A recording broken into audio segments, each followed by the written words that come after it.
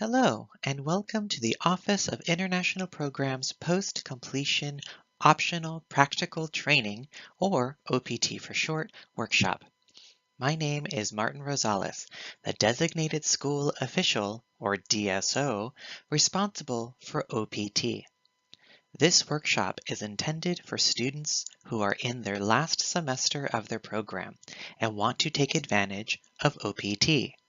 If you are not graduating this semester, please do not complete this workshop.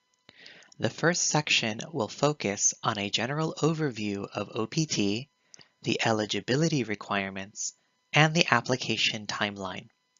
There will be a quiz at the end of this section to make sure you know the basics. Be ready to take notes. Let's begin. Optional practical training is a form of employment authorization from the Department of Homeland Security and USCIS that permits F1 students to gain work experience in their field of study in the United States. OPT is an extension of your F1 student visa status above and beyond the end date listed on your Form I-20. You do not need a job offer to apply for OPT, but you do need to be completing your program during this semester. If you are unsure whether or not you will actually graduate, be sure to talk to an International Student Counseling Program, or ISCP for short, counselor about your current academic status.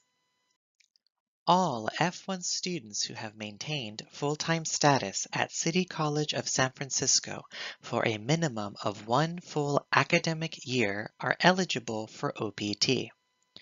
Eligibility requirements include currently have a cumulative GPA of 2.0 or higher, currently in good immigration standing, have applied for graduation for a degree or a certificate, have not previously completed post-completion OPT at this educational level or higher in the United States, have not completed 12 months of full-time curricular practical training. You and I will meet one-on-one to ensure your eligibility. When you will apply for OPT will be determined on a case-by-case basis. All requests for post-completion OPT must be received by the USCIS Service Center within 60 days of your program completion date. Requests for employment authorization require a minimum of 90 days to process. During peak periods, it may take as long as 120 days to process. USCIS cannot receive your application more than 90 days before your program end date listed on your Form I-20. Let's take a look at a sample timeline.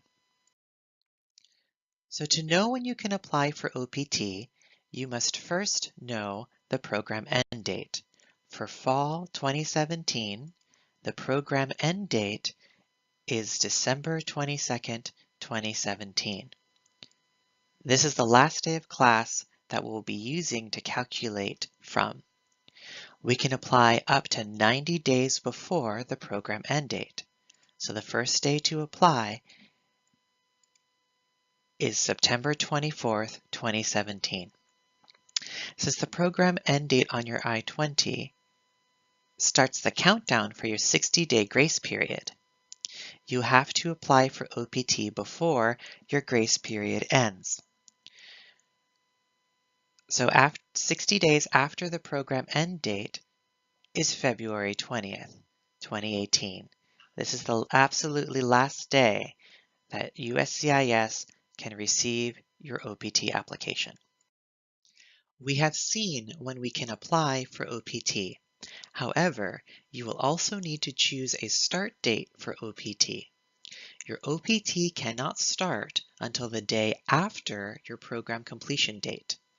In the timeline example, our program end date was December 22nd, 2017.